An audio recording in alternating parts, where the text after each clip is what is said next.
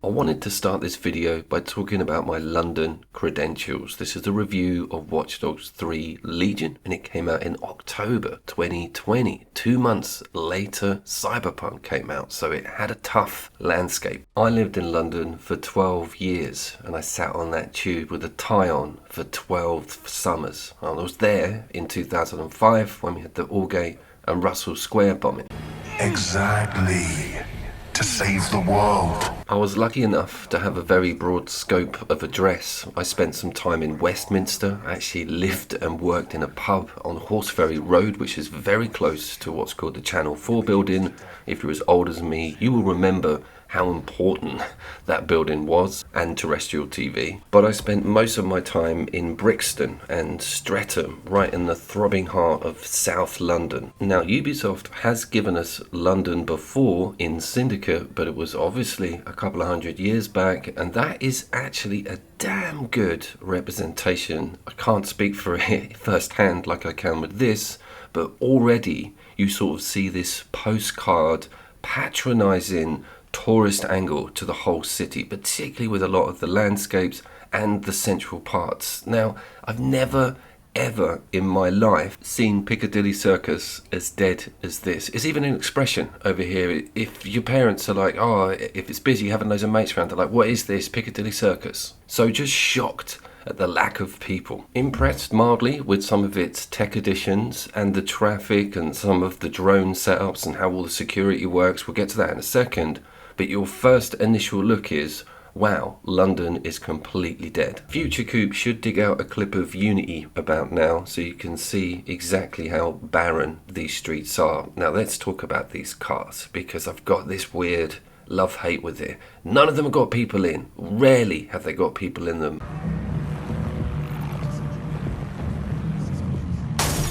So they've managed to sidestep the whole hijacking animation. The AI is also horrendous, getting caught up on everything at every given opportunity, and no car has got a throaty engine noise, no car at all, apart from the old school chassis homage builds, and even then it doesn't sound right. No DedSec registration detected. Identify yourself or I'll seal the exits, hack your optic, and read you every drunken email you ever wrote until you starve. We are going to get to the sound, particularly the dialogue, but just off the cuff, I've never heard such horrendous language or such pigeonholing with Britishness and a city. The writing is diabolical. I need to find out who's behind this ridicule. That's the only way I can put it. That pub is awesome though, and it did make me think we really need a Kingsman game, which then got me thinking about The Getaway, which is actually a pretty cool heist game in London/England, and then that got me thinking how terrible this is. Why has it got twin exhausts on it? They might as well be gazoos. Maybe they are two giant lithium batteries that you've got to worry about putting in a landfill somewhere in Africa in the near future, Elon.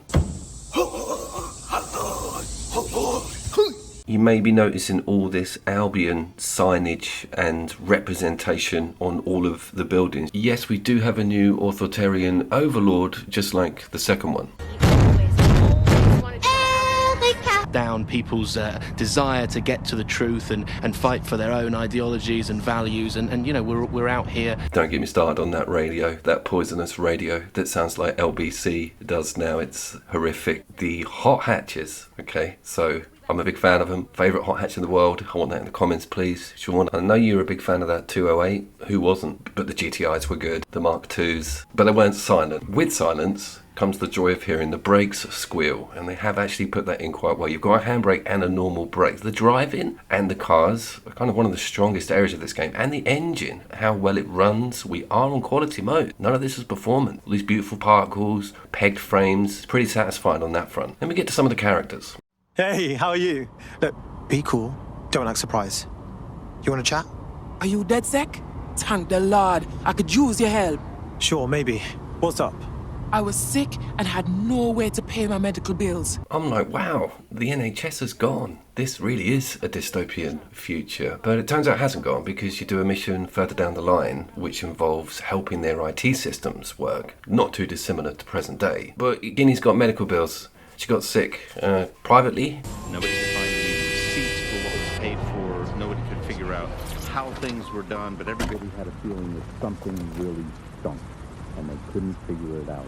And yet, it was standing there in there. That is how bad controller sensitivity crossover works for me. See how difficult it was for me to get that crosshair, because every game I play has got a different ratio, and getting my head around a new one is kind of quite difficult for me, especially when you get to my age. Let's talk about how much time I put into this game. 10 hours. That kind of drifted right past. A lot of it's because I was experimenting, not doing the quests, trying to work out edges of how the police system works and where the game underperformed. The police system is pretty stunning, quite unpredictable as well. You can brandish a weapon within a car, and that will render you illegally travelling if you go through a gate, so you're not too up to speed with your status all of the time. Check out this NPC. Look at this damage. The scratches, the detail on that paintwork. I was super stunned with that, and I was also super stunned that you can just take boats out up and down the river. If you remember Syndicate, the Thames was kind of one of the main fixtures of that entire map. This is not really the case. I want to get back to the plot very briefly because, as I mentioned at the start of the video, London has been attacked by terrorist bombs. One of the bridges is out across the Thames, full stop. Now, DedSec, which is the group that you're a member of, is being falsely accused of said bombings via Albion, the company that works in conjunction with the government for security because of the bombing campaign. A little bit like Brazil, actually. That film must be watched by all of you, please. I'm probably going to bring that up in the next video. That's dystopia done right. This is dystopia wrong. That should be the title of the video. But back to my point. The whole time you're interacting as a DedSec member, you're never really pushing back verbally about all of these horrendous bombings. It's really obvious that the end of the story is going to pan out that Albion has been doing the attacks to keep themselves employed by the government on a security level. The whole thing feels like it's written by someone at high school. Major scores for having loose rubble and debris knocking around, but huge points taken off for that mystery door system. This blew my mind. I wanted to go in here. He was allowed in here. I wasn't allowed in there. What's in there? Why do they come out? What's even the point of putting a black door? Just don't have someone coming out. It just makes your game look bad. Piss off.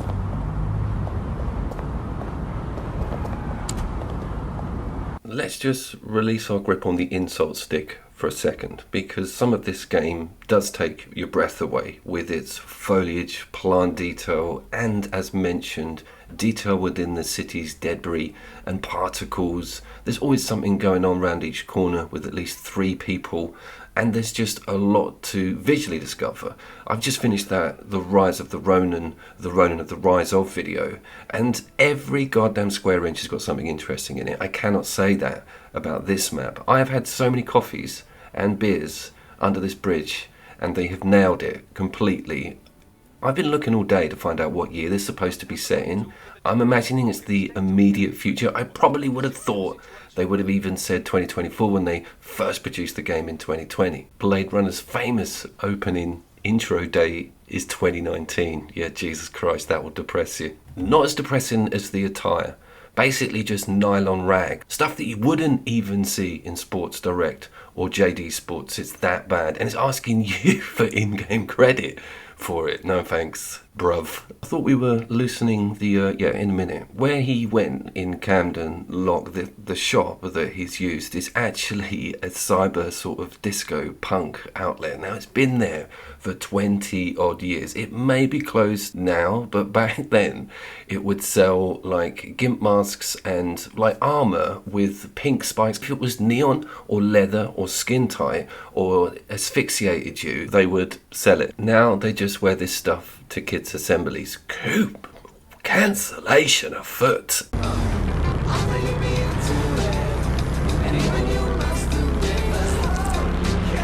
No vehicle distance adjustment, and in hindsight this has had a hell of a lot stripped out of it compared to the second one. And I recently produced the top 10 open world games on the PlayStation 5 full stop, and I deliberately avoided this because I had it in the pipeline.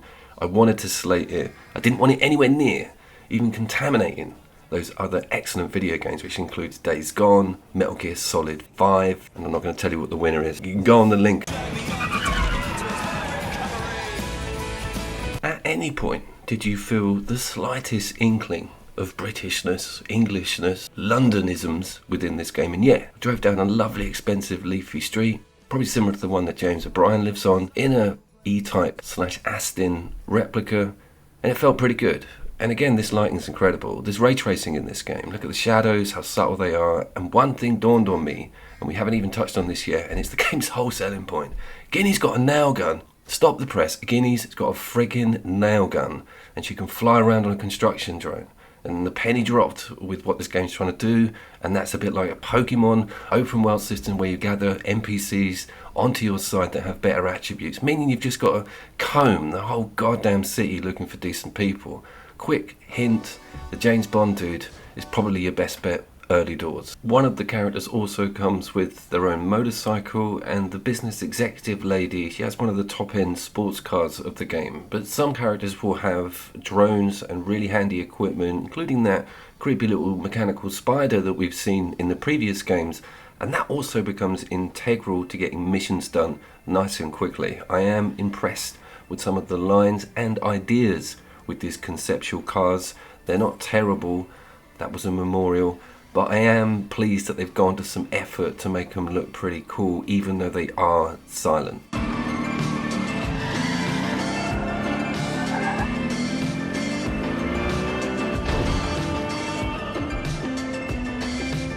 We need to talk about combat and mission structure. We're at the 10-minute mark. All I've done is blab on about the hot hatches. The Watch Dogs games really knelt on pretty damn good cover-based third-person shooting and combat. This also includes getting things to be hacked whilst you're travelling in a car, destroying people who are following you, and making inanimate objects do crazy stuff. It is all still in there.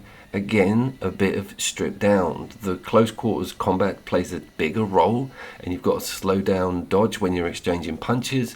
I don't really feel that's needed, and you've only got as good a gun as your characters have unlocked. You can't pick anything up from the downed officers. You're in serious trouble now. Cover me! Weapons jammed!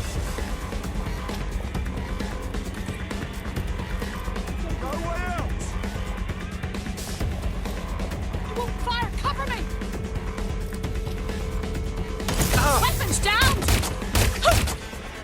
Do want to mention two minigames that are found within map. One of them is the classic British game of keepy uppy, and of course darts. The British darts players are normally the pillar of health. You've only got to look at a lot of the silhouettes for previous champions to see where all that athleticism comes from.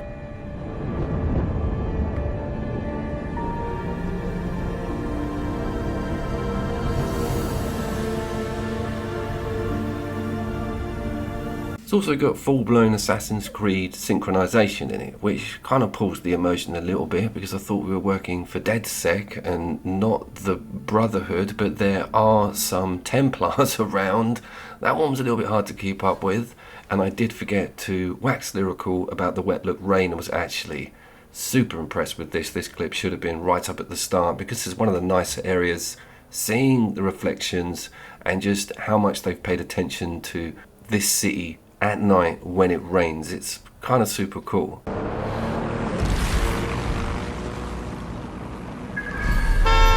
I actually don't hate this game. I was talking to Guz in the comments the other day about doing this review, and I'm trying really hard to despise it all the time, and you can't, because it's well made, the engine's good, the city's huge, and it doesn't fall over, it doesn't crash, everything is working, and this must have had the lion's share, because when it launched, Cyberpunk did not look like this on the PlayStation 4. It wasn't even released on the PlayStation 5, and then it was pulled from the PlayStation Network about 3 weeks into launch, so just disaster. So I'm not surprised Watch Dogs Legion sold quite well in its opening couple of months, but I'm afraid that's where it ends. Sunshine on a rainy day.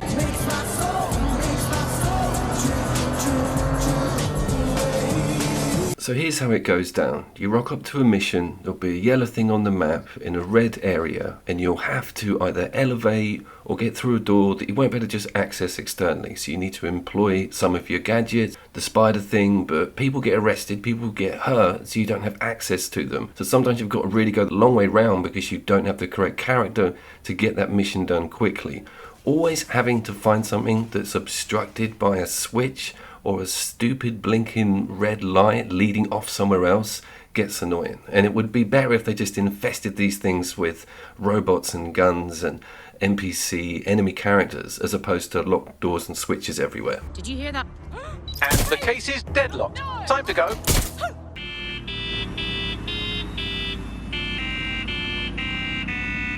It's got some of the loudest car horns you've ever heard on trucks in a video game. And some of the smaller cars, particularly the mini replicas, sometimes play the national anthem through the horn. What a lovely touch. And you can steal all of the enemy Albion vehicles, which are pretty meaty. I haven't mentioned that you can fire from vehicle onto pedestrians or other cars themselves.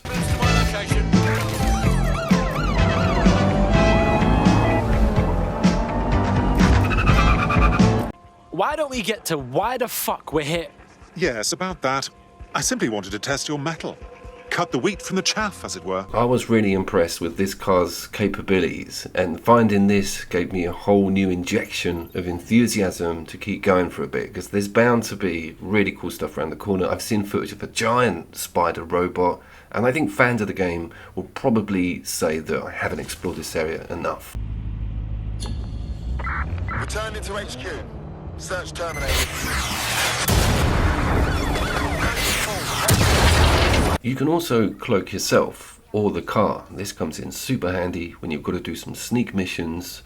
This guy's very much an asset to your character wheel. And I think that in itself encapsulates the game model. The more you play, the more you open up and find and have access to on an equipment level.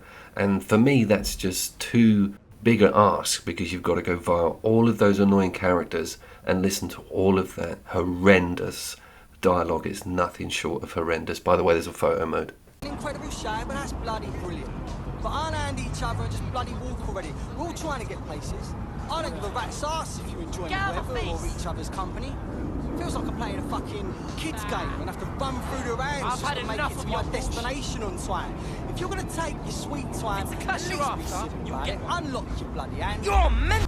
All units. Possible suspect or suspects reported near your location. So what do you do with a game like Watch Dogs 3? Well, you enjoy it. It's on PSN Extra, and it is worth looking at briefly. It's quite an incredible engine, and it gives you a look into, what could be coming up on the Ubisoft front. Whether they'll continue with the Watch Dogs series after the disaster that was this game, I'm not sure. I also compared Watch Dogs 2, which came out in 2016, to Cyberpunk today, in the 2024 version, and it didn't hold up too bad. I will put the links and annotate that video. That was quite a lot of fun to make.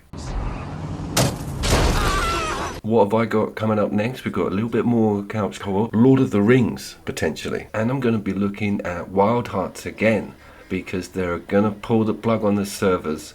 And that is one hell of a Monster Hunter clone. I misjudged it on the initial review. I didn't go further enough into all the weapon classes, so I'm going to roll out some more content about that. I've been Couch Co, and we'll see you down there. Wagwan! It's you! Like the real you! Acting like this. No, You're bumper clot! You don't see that every day. You're under arrest. You're junk Getting crop. out of hand. Fool! Selfish idiot!